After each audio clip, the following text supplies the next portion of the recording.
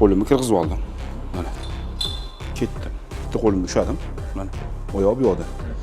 Ko'pchilik o'ylaydi, mashaqqatga chiqsa bo'ldi deb o'ylaydi. Yo'q, buni yelkani maksimalni ko'tarish kerak tepaga mana. Maksimalni ko'tarib, mana tushdimmi? Uje menda pastda ham nagruzka bor uje mana. Trus tortyapti chunki.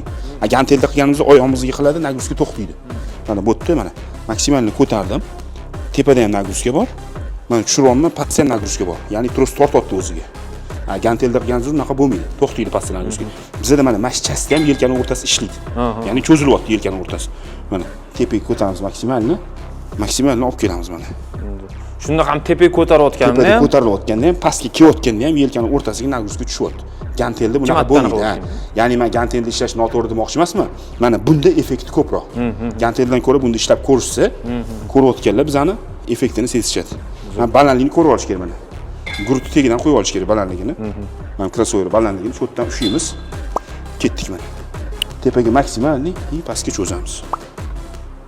Yelkaga qaysi упражнение optimal, ya'ni effektivnirog'ini bilmoqchi bo'lsangiz, kommentariyada minus qoldiring.